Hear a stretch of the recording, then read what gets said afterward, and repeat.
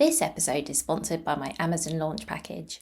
If you're thinking about selling on Amazon but feeling overwhelmed by where to start, let me take the stress out of it for you. My launch package is designed to handle everything you need to get started on Amazon so you can focus on your business while I do the hard work. I include fully optimized, well-researched product listings that will help you stand out, advice on images and graphics to use, complete setup of your product listings, your account and shipping settings configured for a smooth launch, your first Amazon shipping plan if you're using FBA, 1 month of Amazon sponsored products management to get your ads performing well and start getting in those sales, plus guidance on additional Amazon launch strategies to boost your success. So please don't wait. Starting early in 2025 gives you the best possible chance to build momentum and hit the key sales periods. Find out more or book today using the link in the show notes. Welcome to the Bring Your Product Idea to Life podcast. This is the podcast for you if you're getting started selling products or if you'd like to create your own product to sell.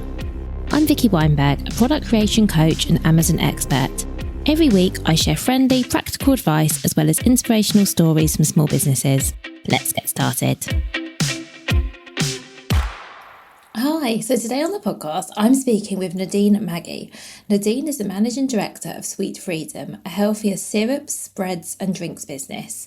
I had a really great conversation with Nadine about how she has moved from the FMCG sort of more corporate sector to being the Managing Director of a small business.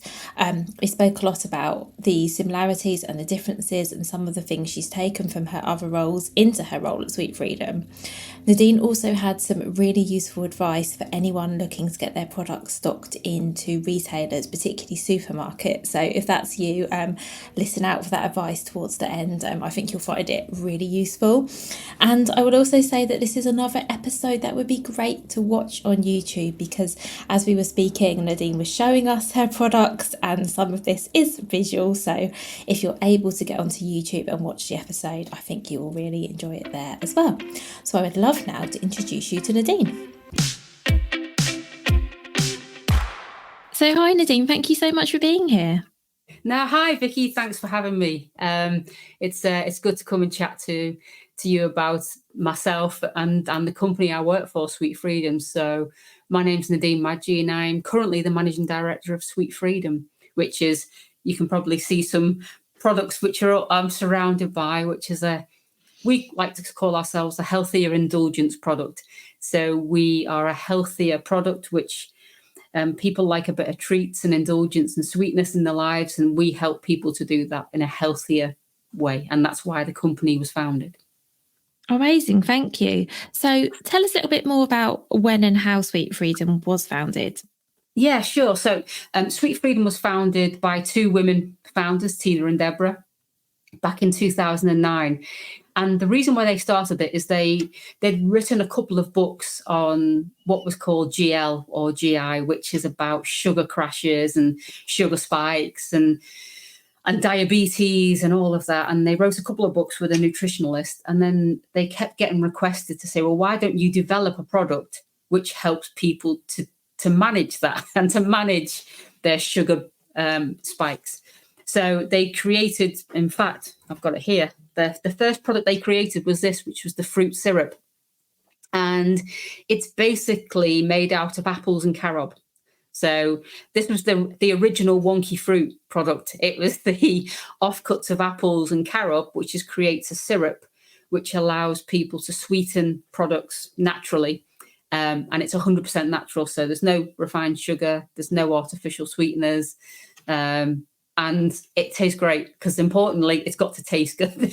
There's no point in bringing a product out which is healthier if it doesn't taste very nice. So they founded it. They wanted a more natural, really versatile product, which is what our products are all about. Is it's not just one use. So you can sweeten your coffee, you can sweeten porridge, you can bake with it, you can spread it on your toast. It's got a multitude of applications, but it's all about making sure it's got slow release sugars, which don't give you the sugar spike nor the sugar crash. Well, it's amazing. Thank you. And I'm just thinking back to 2009. This must have been one of the first, if not the first, products of its kind, because I know now we see no added sugar and sweeteners. That's something you see quite often. But back then, from memory, because obviously we are going back a bit, it was all sort of artificial sweeteners were the alternatives. Yes, it was all sucralose and saccharin and erythritol, and that was how you cut down your calories and sugar intake. But they were all artificial. And I would say, yes, these were the sort of founders in the market. Now, you could probably go to the Mediterranean and Eastern Europe, and you had date syrups and agaves and things like that. But in the UK, this was definitely the first fruit syrup in the market and a natural sweetener, which didn't contain artificial sweeteners or high sugar fructose. Thank you. And so that was the first product, but there's a bit of a range now, isn't there? Yes. So basically, since then, we expanded into what we call the Choc Shot, which is again a first to market. It's the first to market liquid hot chocolate. So you basically just put it into milk and it makes a hot chocolate, but you can also drizzle it. They were then the first to market with the Choc Pot, which was the first chocolate spread, which basically didn't contain sugar, didn't contain palm oil, didn't contain artificial sweeteners. And basically, we give 10% of profits of this to the Orangutan Project. So it's, again, giving something back. But I won't name the product competitor, but everyone knows a famous chocolate spread, but we are 74% less fat and half the calories. So that's another first to market. And then we're just about to launch another first to market, which is the drink, which is, believe it or not, after watching Bake Off the Professionals, we saw an ingredient called cocoa juice. And it's a waste product of the cocoa bean. So we take the cocoa bean and put it into our chocolate products. And we found out this cocoa juice has a natural sweetener. So again, it fits with the whole using fruit as a sweetener. So we've then been working in the past sort of year to develop a drink, which is a sparkling water. So again, fits all of our low calories, sweetened naturally, no artificial sweeteners, using wonky fruit, etc. So yeah, that's our latest one. So we have a trend of making sure it's natural, making sure it's a natural sweetener, ideally from fruit, and it's lower calorie than the mainstream ones out there. Oh, thank you. And so how do either you or someone in your team, how are you coming up with these, first of all, the concepts and the ideas of how to naturally sweeten food? So where do those ideas come from, and how is that then developed into a product?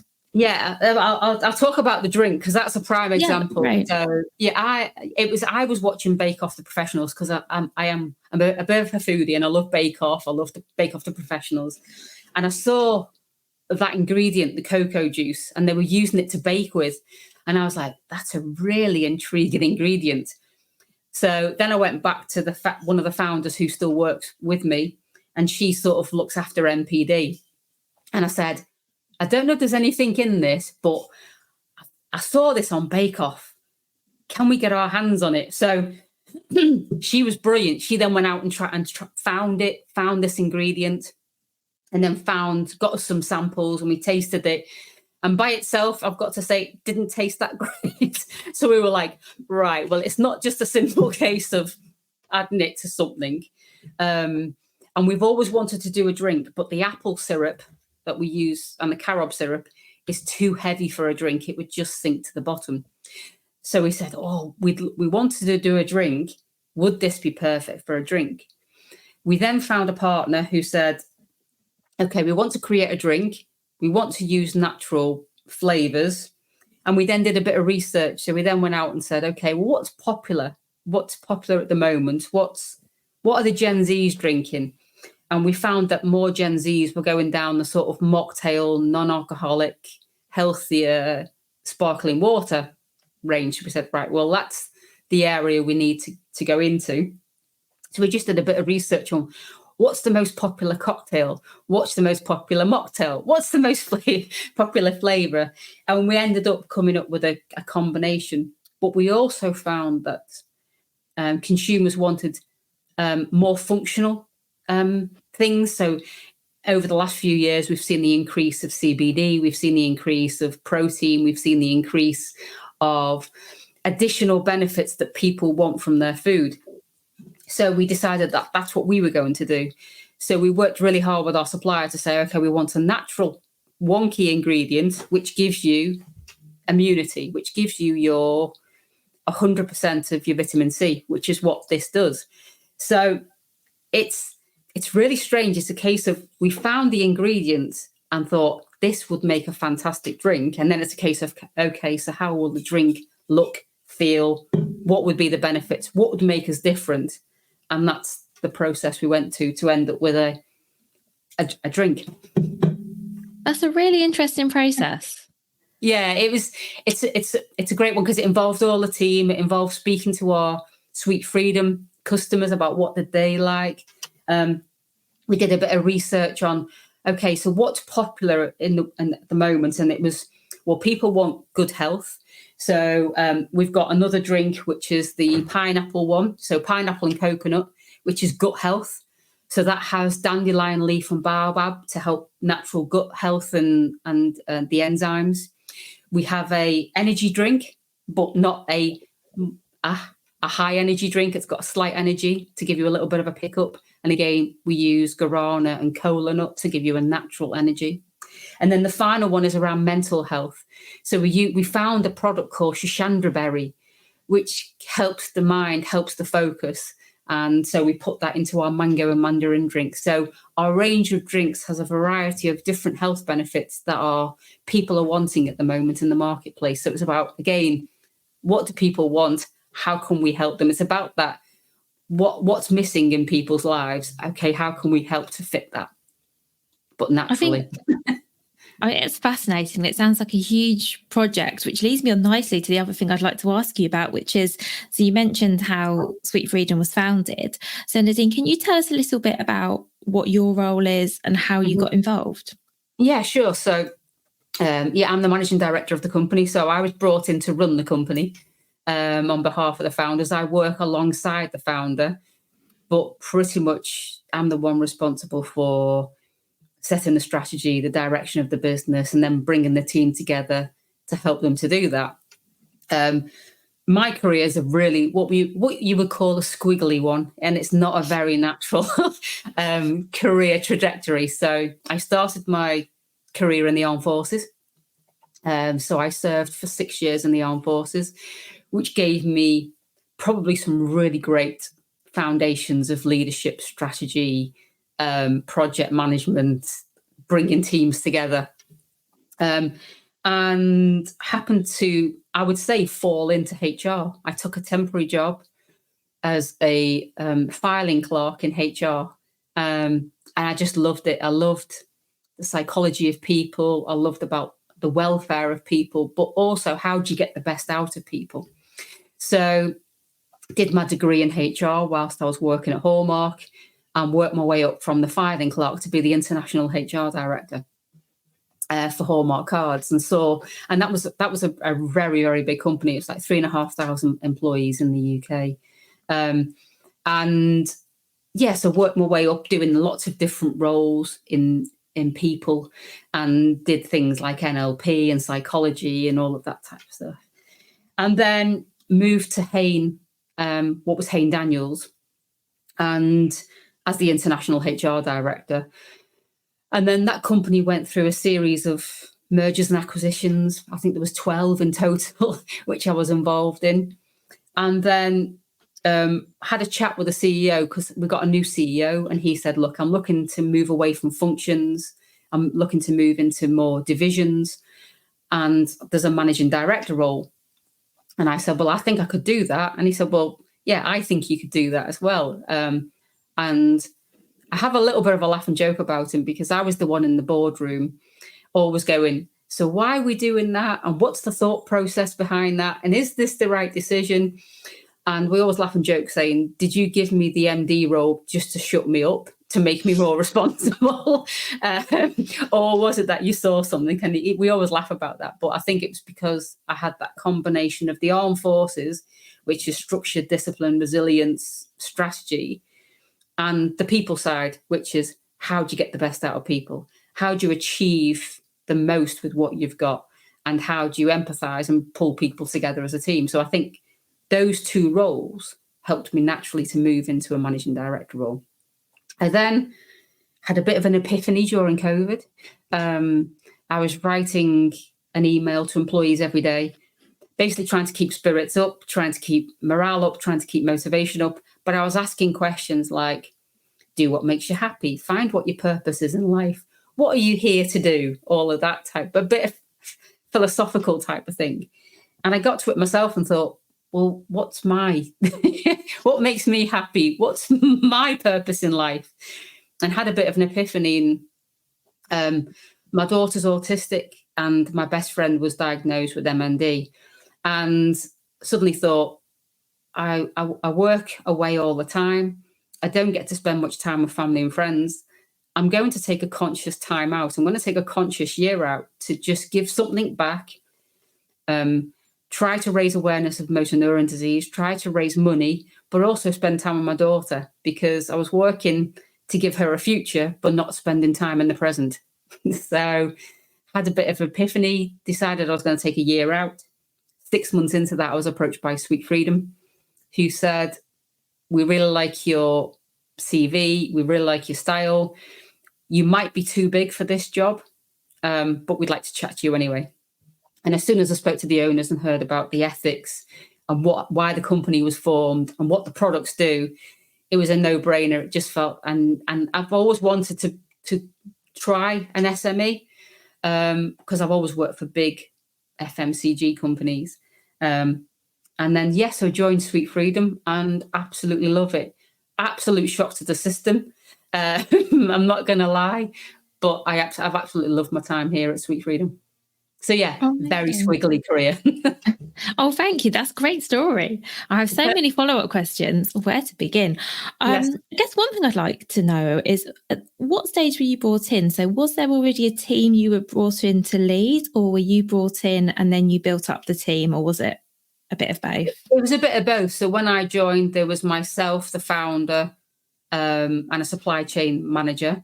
Since then, we've expanded the team and brought in sales, marketing, to supplement that. We're still only a very small team. So again, I've gone from being a managing director of 2,500 to 6 of us. So it's all hands to the pump. But I've brought in roles that I felt that the company needed to help us to move to that next level of becoming bigger in the UK, but also internationally, because we'd love to take our products to the US and Australia and the Middle East, because we think there's a real need for healthier products in those regions. Absolutely. And so there must be, I'm sure, lots of differences between an FMCG and an SME. I'm sure there are, but I'm thinking, what are there any similarities? Are there things you've been able to take from the earlier part of your career and then apply leading a smaller team? Yeah, I think ultimately, if you think about the purpose of business and the purpose of an FMCG and an SME, they're pretty much the same, aren't they? Is that the core principles are the same. It's about having a deep understanding of a consumer and delivering a high quality, consistent product to meet their needs. So the end goal of FMCG and SME is exactly the same. You just go about it in a very different way. But it becomes the same as leading the team. If you think about it again, even when I had 2,500 employees, it's all about creating a culture of trust and collaboration. Because if people don't trust you, if people are not willing to work with you, you're not going to get things achieved. So one of the mantras I've always had is being as authentic as you can be as open as you can be, and be as honest as you can be, because that's how you build that trust. And once you've built that trust with either 2,500 employees or 6 employees, is people are willing to listen to you. People are willing to work with you, collaborate with you to get to that end goal of ultimately everybody wants to be successful. You want to work for a successful company, because working for a successful company means that you feel secure. It means that you can provide for your family. So it's that end goal, again, of wanting to work for a business which makes you feel comfortable in your own life. And it just so helps if you've got a great product and you give something back, it hits those ethics as well. That's a perfect company, isn't it? Oh, definitely. So I came from, before I did what I do, well, many years ago, I worked in Yes. corporate communications. All And right. so, yeah, I'm really familiar with sort of, and I guess the same applies and I work for a huge oil company. And so a Right. big part of my role was sort of explaining sort of the vision and where we were Yeah. going and what people's parts were in it. And I expect as well that also translates to a much smaller company, and that everyone needs to know who we are, what we're about, Yes. and what we're aiming to do. Ultimately, it's the same thing as everybody needs to know what's the purpose of the company, what are we trying to achieve, and how can you help to achieve it. It's a lot easier to do that with 6 people because you can get everybody together and discuss that. There's no sort of Chinese whispers. But one of the things that I did in the FMCG is every 6 months, I used to do a town hall to every employee. So I would go and speak personally to every employee in every location, on every shift, to make sure that that message wasn't lost, and gave them the opportunity to ask me questions as well. Because again, that open, honesty, transparent nature meant that people could trust me, and they then believed that the message I was sending, that these are the reasons why we do what we do, here's how you contribute towards that, really helped to. And certainly at Hain, we had a massive business turnaround. We went from a loss-making business to being one of the most profitable divisions in the business. And that was, I truly believe, because we had good communication. People were clear about the end goal. People were clear about the vision and how they contributed towards that and felt proud. So communication is absolutely critical if you want to be successful as a business. Thank you. And how about creating the culture of the business? Because I know I have listeners who are starting to build out their own teams, and there will also be listeners who are maybe at the stage where they're just thinking about making that first hire and starting to Yeah. to grow their business. Do you have any advice for how to create the culture that you want in your company? Yeah, I think you start with the business itself, don't you? You start with, well, what's your purpose as a business? Are you somebody who's really into sustainability? Are you somebody who's into healthier living? What's the purpose of your company? Because I think that helps them to drive what the culture should be, because you should replicate that culture of what your product is. Because if you want people to behave sustainably, then you have to make sure that people who are brought into the organization act and behave sustainably. Because what you don't want to do is be pushing water uphill. If you as a business wants to be sustainable, don't bring people into your business who are naturally curious about how you can be more environmentally friendly, for example. But I think you have to know what you're passionate about as well. Because if you're passionate, it comes back to that authenticity. If you're passionate about and being your natural self, then that's a great way of creating a culture. If you try to be somebody you're not, people will see that. So understand what your own values are, understand how you contribute, because that's your natural self, and be your natural self. Because if you try to be somebody else, it becomes incongruent and people won't believe in the culture. And I think certainly from my HR days, as people used to say, it's okay putting things up on the wall, but they watch people and how they behave every day. So just be careful about how you act and behave is what people look for, not for what's written on a wall. That's such good advice, because you're right. We often look to our leaders, our bosses, however you want to get a view of how we should be acting and what we should be doing. So Yeah, that's really good advice. And I guess also when you're hiring, I suppose it makes sense to know what are the values you're looking for in someone as well. And I guess being clear on your own is a really good starting point. It is. It's being clear on what's important to you and what type of people you want to bring into the organization. Because yes, there's lots of people who've got marketing qualifications. There's lots of people who've got financial qualifications. Will they fit with what the company is trying to do, but also how you want the company to behave? And competency-based interviews have been around for years. They're great, but really understand the behaviours, the ethics and the personality of the person and whether they're going to fit or not, because fit is so key. If you get a wrong team member, it can really derail a business. And I guess that's particularly, I mean, that makes sense. And I guess that's particularly obvious in a small team, because Yes. in a company of thousands, of course, you can have people who maybe don't quite fit, but it's diluted a little bit. But It's in a small team, down, when it comes to a small team or as a startup, the values of a person and the behaviours and personality of a person are even more important than the qualifications they bring on a piece of paper. That totally makes sense. And I guess, because I'm going to move on in a moment, but I guess another final question I have when we're talking about building a team is, and I guess from your experience, how would someone listening thinking, okay, I need to start expanding, maybe I need to start growing my business. Yes. How would someone know what's the best first hire to make? So whether it's someone's help with marketing, whether it's logistics, how would you go about working that out? I think, again, it comes down to you and looking at your own strengths and weaknesses and understanding what you're good at and what you may be not so good at.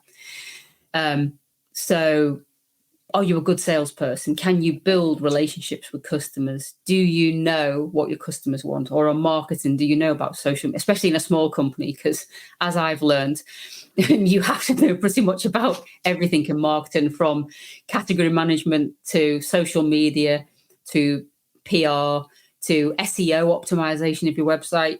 There's a whole gamma. So I think you've got to be honest with yourself and say, not what you enjoy, but what are you good at and what's your skills and qualities? And then go, okay, so maybe where can you bring in that experience? So are you struggling with your social media connections? Are you struggling to get your brand out there in the media? Well, then look at marketing social media. Are you struggling to break through with a retailer, or are you struggling to get listed? Well, maybe you need to then bring in a salesperson who's got that experience. I think the other key thing is as well is, again, understand the difference between FMCG and SME. Is that SME is very much hands to the pump. If you bring in a salesperson from an FMCG role, they'll bring vast experience of getting listings with retailers. However, they've probably got a team behind them. They've probably got lots of category management data, which as an SME you can't afford. So you need to think about that context as well as where have they come from? Because somebody coming from an FMCG might find it very frustrating of how hands-on it is. That's really good advice. Thank you. And it also leads me on beautifully to the next thing I want to talk about, which is being stocked in retailers. Because ever since I spoke to you and became aware of Sweet Freedom, I've seen you on the shelves. You know, every time I go to the supermarket, it feels like you're in a lot of places. And I know that probably has taken time to get there, but I would love to talk about how Sweet Freedom have got stocked in so many places, and maybe a little bit of advice for others looking to do the same, because I know, as I say, it won't have been overnight, but it'd be great to talk a little bit about how you've got there. Yeah, sure. So it definitely wasn't overnight. As I say, the business was founded in 2009. Tenacity and resilience, but know what your unique selling point is. Because with a retailer, their space is very much about rate of sale and how much money will be generated from that space in my store. So you've got to try and show why you're bringing something different. So are you going to bring in a different type of consumer, or are you bringing in a product which your consumer is missing, so will help bring them down that aisle? Or are you bringing something different and new, which is just currently doesn't exist? So find out why your product is different to what's currently out there. What makes your product different?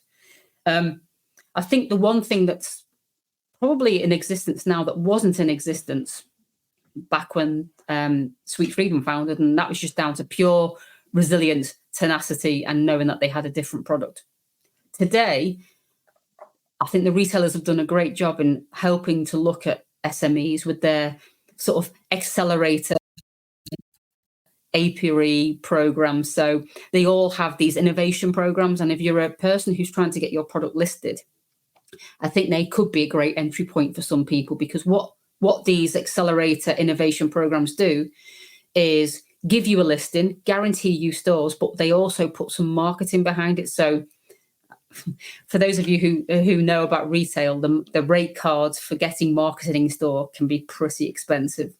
So what these accelerator programs do is help people to get onto that ladder. So if I was starting out today trying to get my product listed, that would be my first port of call if I wasn't already listed in these stores.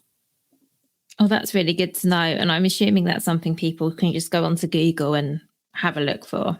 And LinkedIn's very good for watching about when the next cohort's about. So, for example, Ocado have Root, Tesco have their accelerator program, Whole Foods, if you visit them, they've got one. Co-op has the apiary, Sainsbury's has the innovation program. So they all have a different slant on it. But yeah, if you go on the internet, look on their websites. If you look at the business section, so go beyond the shop and look at the corporate section, you tend to find a lot of information on there. But LinkedIn's very good for getting insider knowledge of when these programs are coming up. That's really helpful. Thank you.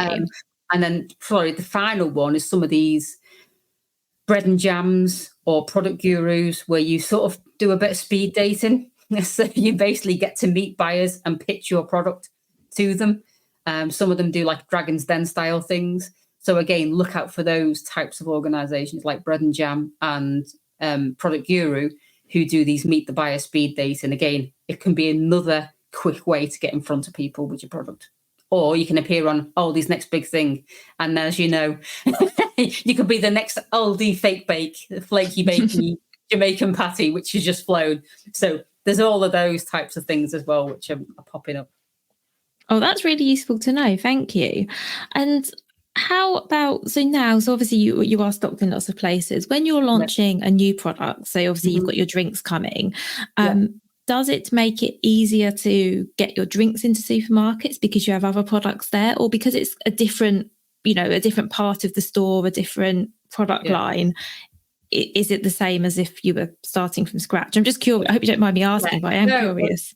It's basically start all over again. So, because it's a totally different category, is you have to go through the whole process again of finding out who your buyer is, introducing yourself to the buyer, saying why they should stock your product, sending samples to them, being tenacious, not giving up, finding the opportunities at Bread and Jam or Product Guru. So even though we're currently listed in the supermarkets, we still try to find opportunities.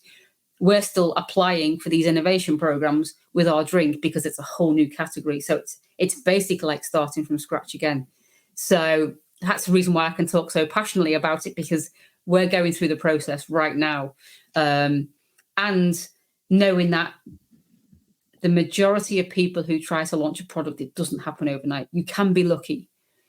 But and this might sound bad news, but it can take 2 to 3 years to get your product listed.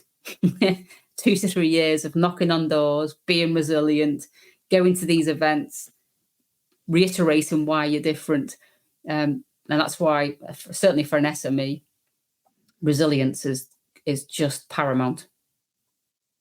Thank you. And do you literally, so if you were trying to get stocked in Ocado, do you literally just keep going back and keep going back to them? Is it, when I say as simple as that, I know it's not simple, but is it just a case of every time you get an opportunity, trying again and hoping you've got the right time? Because I guess a lot of it must be timing.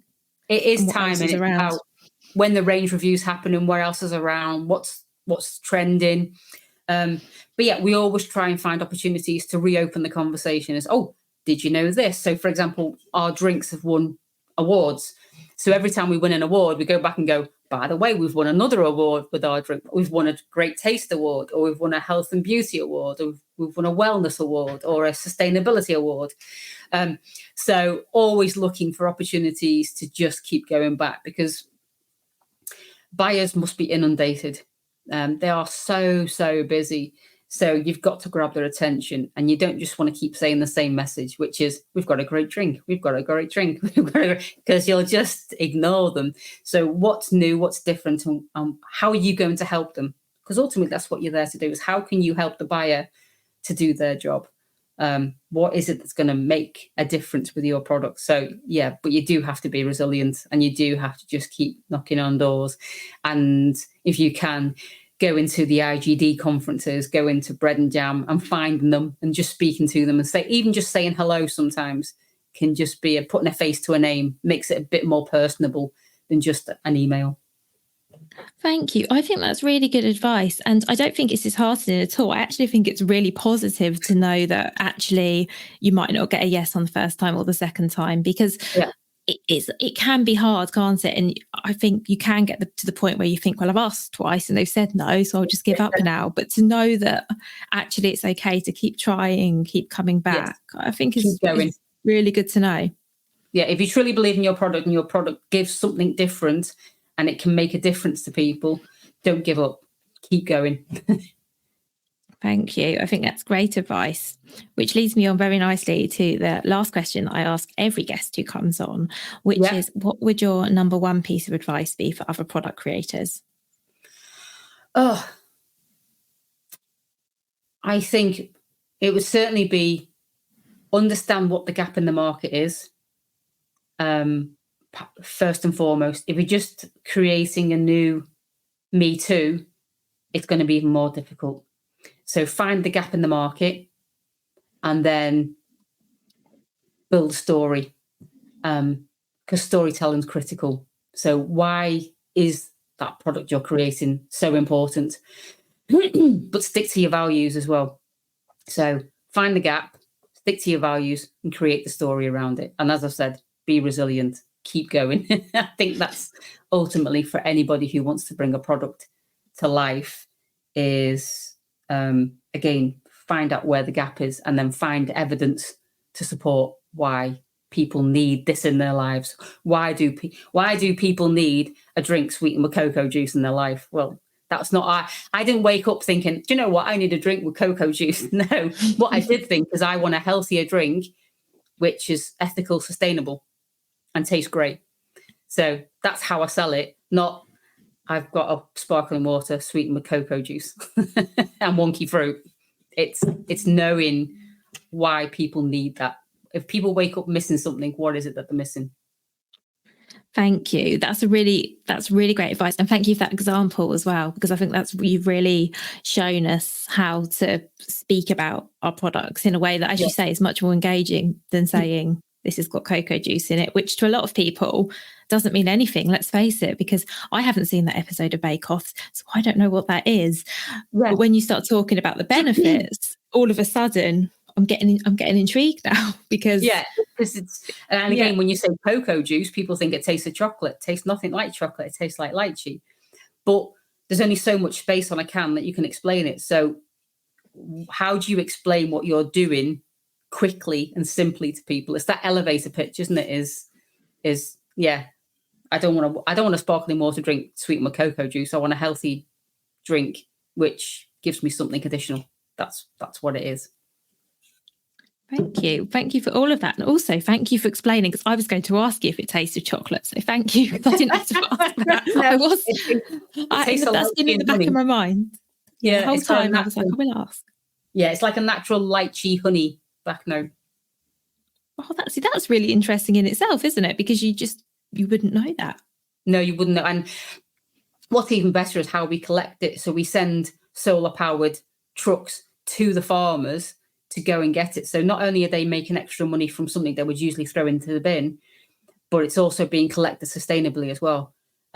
So it's that sustainability, ethical piece, that's something extra, but it's not the selling point of the drink. It's just something, a natural hygiene benefit that you get knowing that you're drinking an ethical drink.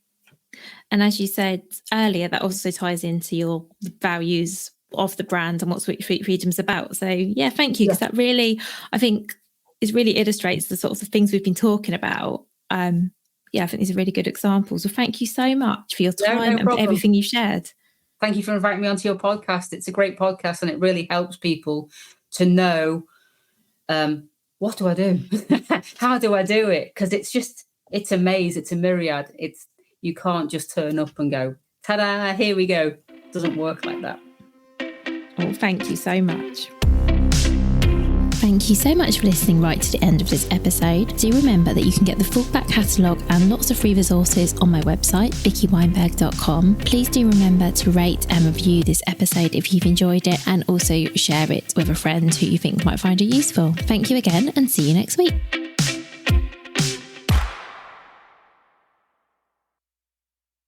Hi, this is just a little note. So if you've enjoyed this episode, or indeed any of the episodes, and you would like to, I don't know, buy me a coffee or something, you can actually now leave tips. So there's a link to how to do this in the show note. Of course, do not feel obliged to do this. This is a free podcast. This will always be a free podcast. But as I say, if you want to buy me a coffee, you can do that via the link in the show notes.